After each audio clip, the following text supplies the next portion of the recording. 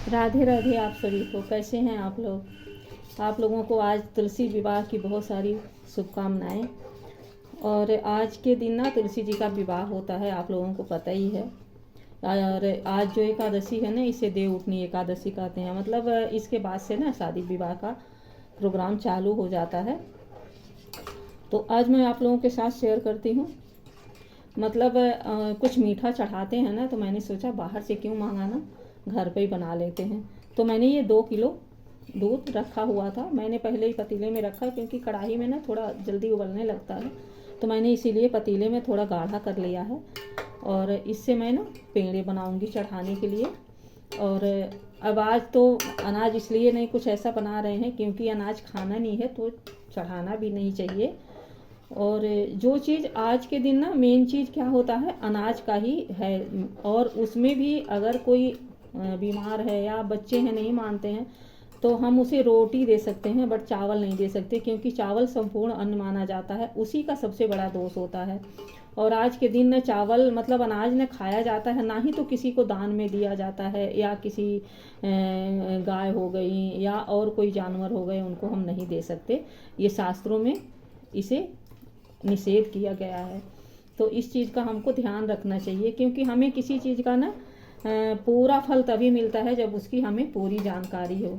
तो आजकल तो खैर सभी को जानकारी है इन चीज़ों की।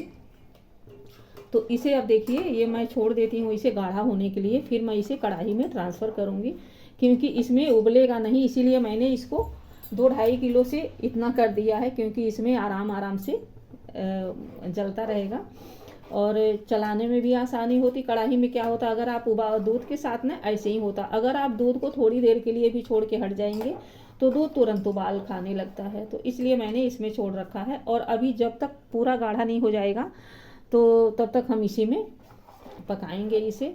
और मैं अभी आप लोगों को दिखाऊंगी, हमारी तुलसी जी का हमने पूजन किया है। तो हमारी छत पे ना बहुत सारी तुलसी जी हैं। मतलब आप ये समझिए कि भगवान की बहुत बड़ी कृपा है कि छत पे मैं दिखाऊंगी आप लोगों को, किसी दिन कम से कम 100 पेड़ होंगे तुलसी की। तो मैंने यहाँ 2 जगह तुलसी जी को स्थापित किया है और उनका पूजन किया है। तो मैं आपको दिखाऊंगी अभी वीडियो में। और पहले मैं ये चीज़ बना लेती हूँ और फिर आपके साथ शेयर करती हूँ। अब देखिए बहुत ज़्यादा कम हो गया है, तो अब मैं इसको क्या करती हूँ ना, कढ़ाई में ट्रांसफ़र कर देती हूँ। उसमें क्या होता है ना, जल्द चलाते बनेगा। और अब ये उबलने की संभावना नहीं है, क्योंकि जब दूध गाढ़ा हो जाता है ना तो ये बिल्कुल उबलता नहीं है। इसलिए अब मैं क्या करती हूँ, इसे कढ़ाई में ट्रांसफ़र कर देती हूँ।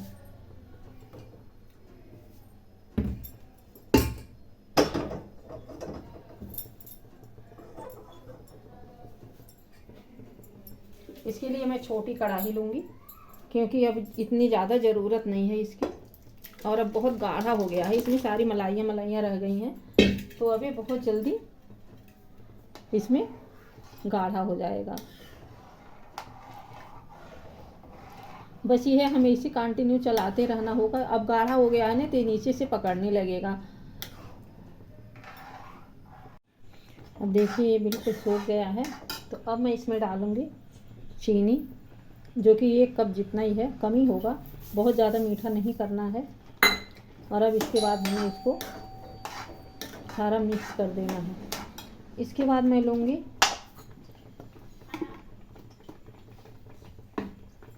गरी का बुरादा। अगर आपके पास फ्रेश है तो आप फ्रेश डाल सकते हैं, लेकिन मेरे पास पड़ा हुआ था तो मैं वही डाल दे रही हूँ। अब इनको ना हमें कंटिन्यू चलाना होगा, क्योंकि हमारा खोया तैयार हो गया है। और इन चीज़ों को अच्छी तरह से मिक्स कर देना है और अब इसे चलाते रहना है, ताकि हमारा चीनी भी मिक्स हो जाए और जो बुरादा डाला है ना वो भी इसमें अच्छी तरह से मिक्स हो जाए। अब हमें इस तरह से इसे चलाते रहना है। अब देखिए हमारा खोआ बिल्कुल तैयार हो गया है। बस 1-2 मिनट और हमें इसे चलाना होगा। और कितना अच्छा बना है देखिए। घर में बनाने का एक फ़ायदा ये होता है कि हमें ना शुद्ध चीज़ें मिल जाती हैं, और मार्केट की चीज़ों की कोई गारंटी नहीं है। आजकल आपको पता है कि अगर त्यौहार हो या वैसे भी कोई गारंटी नहीं है। अब हम घर में तो हमें पता है नहीं कि हमने इतना शुद्ध बनाया है, लेकिन वहाँ बनाने के लिए इसमें क्या क्या डालते हैं हमको खुद ही पता नहीं होता है। तो कम से कम पूजा जिस दिन हो ना उस दिन हमें घर पे बना लेना चाहिए। थोड़ा सा करना पड़ेगा, मेहनत लगती है, बस हो जाएगा। अब ये पूरे प्रोसीजर में कम से कम 2.5 से 3 घंटे लगा है। मैं तो आप लोगों को समझ लीजिए शॉर्ट दिखा रही हूँ। अगर पूरा प्रोसीजर दूध से और जलाने तक किया जाए ना तो 2.5 से 3 घंटा लगता है। अब इतना टाइम तो उनके पास, इतने टाइम में तो वो पता नहीं कितने पैसे कमा लेते हैं, लेकिन हमें क्या होता है ना, शुद्धता का ध्यान रखना होता है। हमें अपने परिवार के लिए, पहली बात तो भगवान के लिए भोग करना होता है। तो अगर भगवान के लिए ही शुद्ध नहीं कर पाएंगे तो हम अपने लिए क्या ही कर पाएंगे। तो देखिए हमारा पूरा ही इस तरह से तैयार हो गया है। कितना सुंदर इसका कलर आया है देखिए। और अब हमें इसको थोड़ी देर और सुखा लेना है, फिर इसके बाद एक बर्तन में ट्रांसफ़र कर देना है। देखिए बिल्कुल इस तरह से सूख चुका है।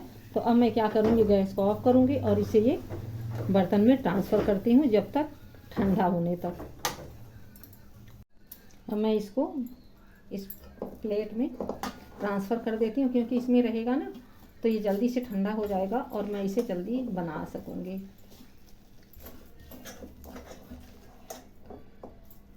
इसे इस तरह से फैला देना है ताकि ये 10 से 15-20 मिनट तक लगेगा इसको ठंडा होने में, क्योंकि अभी पंखा भी कम ही चल रहे हैं।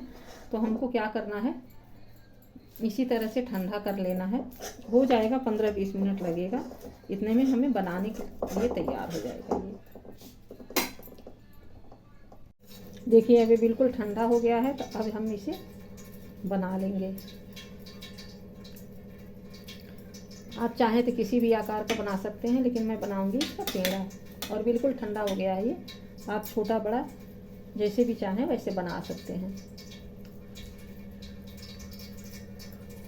इस तरह से चाहें तो आप हाथ में ना थोड़ा सा पानी लगा लेंगे। पानी लगाने से क्या होगा ना, ये थोड़ा चिकना हो जाएगा, लेकिन ऐसी कोई ज़रूरत नहीं है, आराम से बन जाएगा ये।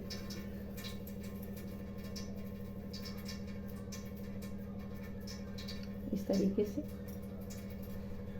आप छोटा बड़ा अपने हिसाब से बना लीजिए।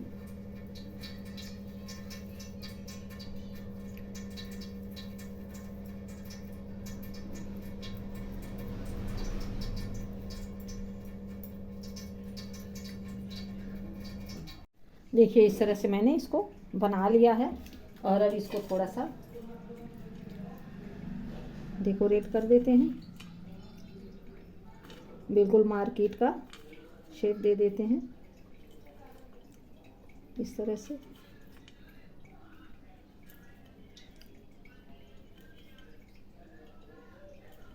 मैंने इस तरह से पेड़े का शेप दिया है। आप चाहें तो गोल भी लड्डू की तरह भी बना सकते हैं। बाकी और भी बहुत सारे तरीके हैं, आप उस तरीके से बना सकते हैं।